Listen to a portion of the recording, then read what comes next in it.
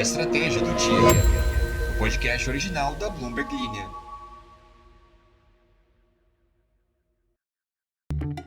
Você que gosta de tomar o seu cafezinho de manhã ou parar numa padaria de esquina e tomar uma xícara, percebeu que o café tá mais caro? Eu sou uma grande fã dessa arte brasileira e, de fato, se antes a gente pagava uma bagatelazinha aí numa xícara, hoje não tá mais uma bagatelazinha. E não são as vozes da minha cabeça falando isso, apesar de elas falarem muitas coisas. É o IBGE. Em abril, o preço do café moído no varejo brasileiro subiu 3,8%, contra uma alta média geral nos preços de 0,38%. No ano, o produto acumulava alta de 5,17%, contra 1,8% da inflação geral. E a culpa disso é o clima, que reduziu a produção justamente aqui no Brasil, pressionando os preços não só aqui, como no mundo inteiro. A estratégia do dia de hoje é te contar como os grãos arábica, quanto também a variedade robusta, que é a mais econômica, aumentaram de preço devido a problemas na oferta que se estendem do Brasil ao Vietnã.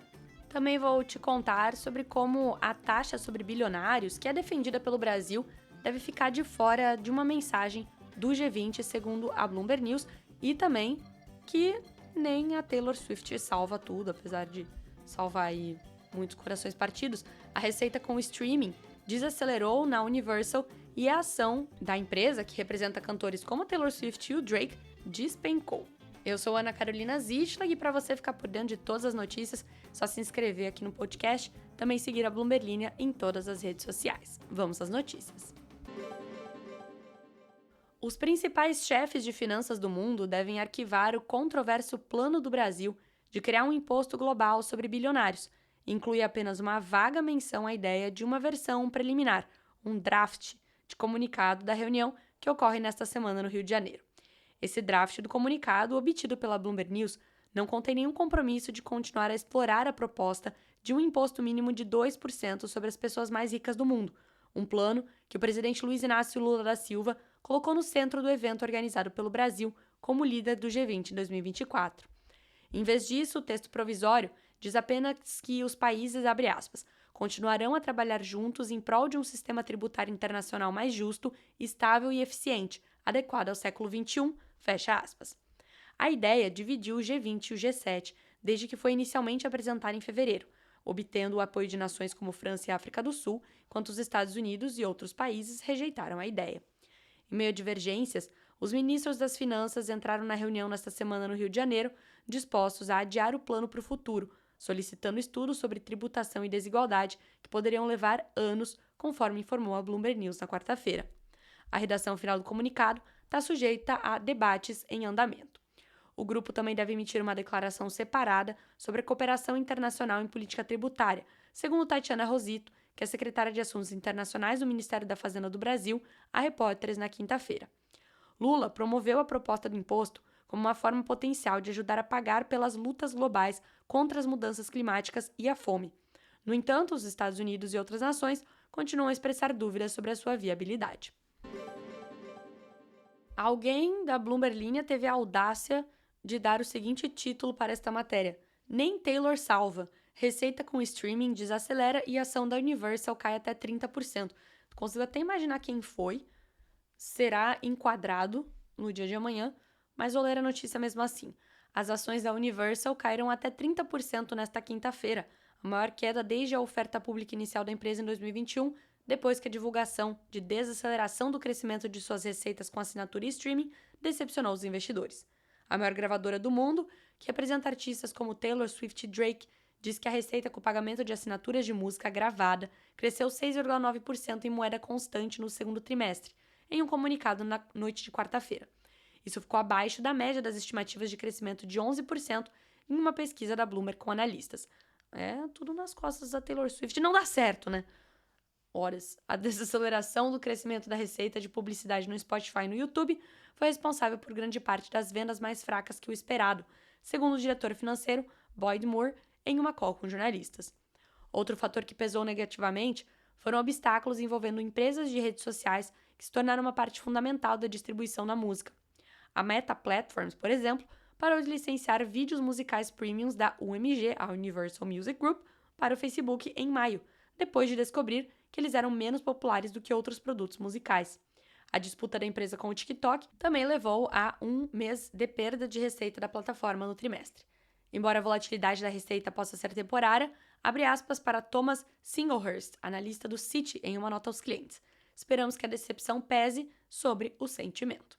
De fato, no fechamento, as ações caíram 23,54% na Euronext Amsterdã, a bolsa da Holanda, em que a Universal é listada.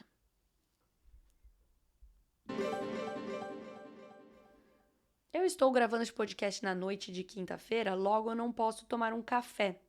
Mas eu espero que você que está escutando ele na manhã de sexta esteja aí saboreando a sua bebidinha, que está ficando cada vez mais cara.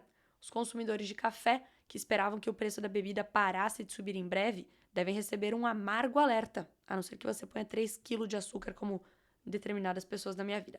Essa situação aí está prestes a piorar. Não a quantidade de açúcar, mas o preço do café.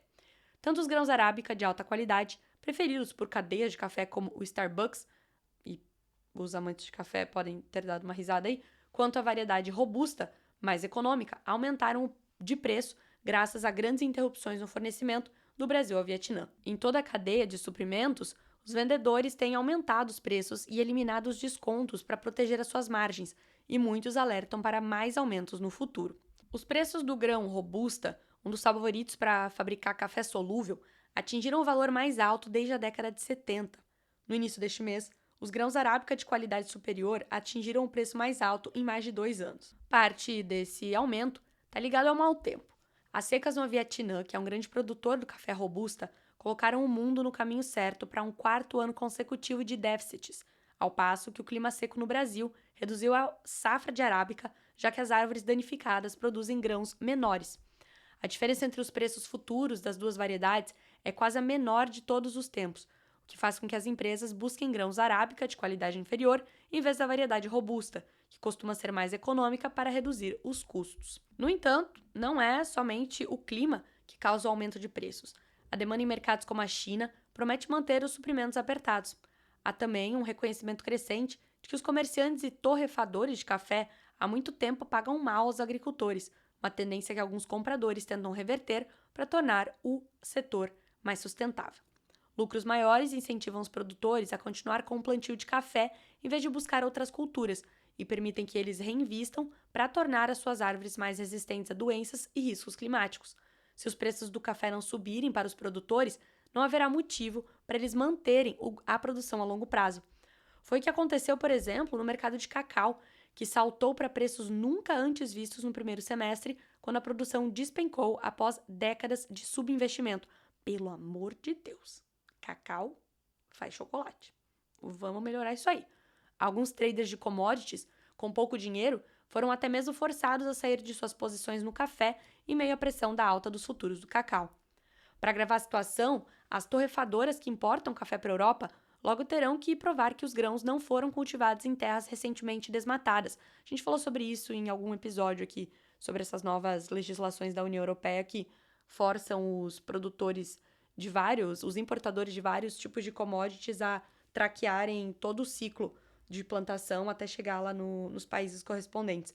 Poucos países estão totalmente preparados para cumprir as exigências do regulamento de desmatamento da União Europeia, o que significa que os suprimentos serão escassos.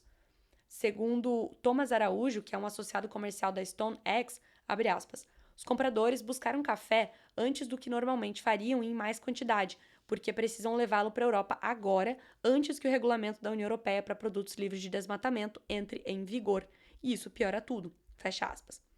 Durante décadas, consumidores de todo o mundo curtiram bebidas baratas às custas dos produtores, desde cafés de 99 centavos em postos de beira de estrada nos Estados Unidos até expressos de €1 em bares de Paris. Muitos desses acordos evaporaram lentamente, devido a uma combinação de preços mais altos dos grãos, aumento dos custos de mão de obra e interrupções na cadeia de suprimentos, que surgiram no auge da pandemia. Em geral, quando os consumidores se acostumam com preços mais altos, as empresas hesitam em voltar atrás. E aí, com essa atitude toda, acaba que as grandes redes de café e até as cafeterias menores são as primeiras a sentirem esse efeito, já que os consumidores não abrem mão do seu cafezinho e resolvem fazê-lo em casa em vez de sair para comprar. Os volumes de venda de café expresso e concentrado de café em supermercados aumentaram acentuadamente nos Estados Unidos, segundo dados da Associação Nacional do Café, o que sugere que alguns compradores estão tentando recriar seus cafés favoritos em casa. Veja só que interessante. E aqui no Brasil tem um outro fenômeno. Com os consumidores preocupados com os preços, mas não abrindo mão do café, começam a procurar por ofertas. E aí, o Grupo Brasileiro da Indústria do Café, a ABIC, está alertando os compradores para que desconfiem de marcas desconhecidas de grãos baratos, que às vezes contêm cascas, galhos e resíduos de outras plantas, em um esforço para enganar as famílias que procuram por essas ofertas aí mais baratas. O Ministério da Agricultura do país identificou recentemente 19 marcas de café fraudulentas nas prateleiras. Enquanto isso, as lojas que tentam atrair mais consumidores estão tentando inovar no cardápio com bebidas energéticas e até mesmo imitações de café. Me conta aí nos comentários se você está deixando de tomar café por conta do preço ou se você mudou algum hábito aí no seu cafezinho nos últimos tempos. E hoje chegou o momento em que eu vou ler esses comentários que eu venho pedindo ao longo de toda a semana. Resolvi deixar todos para este finalzinho. Por exemplo, o Valber Rocha diz que o episódio sobre o Google, né, que a gente falou da startup lá, o Wiz, que recusou a oferta, sentiu que o podcast foi uma indireta para ele, já que ele está escutando em uma quarta de manhã, saindo de Osasco para a capital paulista. Eu sabia, Valber, eu estava falando especificamente com você quando eu citei Osasco. A Caroline Rocati se sentiu privilegiada, porque eu sei onde fica a Feira de Santana. E eu também já mandei parabéns pra você algum dia, é isso, Caroline? Parabéns de novo. Não sei pelo quê, mas parabéns. Você merece parabéns. E sim, claro, nunca fui à Feira de Santana, mas adoraria conhecer. Diz que é registro da Bahia. É isso? Confere? Pessoas de São Paulo e da Bahia que já estiveram em ambos os lugares poderiam me confirmar se Feira de Santana é registro da Bahia. O Ivan Maziero diz que está passando para agradecer que eu e o podcast o enriquecem matinalmente. Agora, mais cedo ainda, porque trocou de emprego. Exato 5h40, estou escutando você. Obrigada por ser tão você. Que bonitinho. Obrigada, Ivan. Obrigada pelo seu comentário. Obrigada a todos que participam sempre. E podem sempre deixar aí os comentários de vocês, pessoal. De vez em quando eu leio eles. Que agora o Spotify mudou um pouco o esquema aqui. Fica um pouco mais esquisito. Mas estamos aqui. Estamos lendo e aguardando o comentário de vocês ansiosamente. Me contem aí sobre os hábitos cafeiros de todos. Até mais. E bom final de semana, né? Sexta-feira hoje. Bom final de semana. Segunda-feira a gente se fala. Até.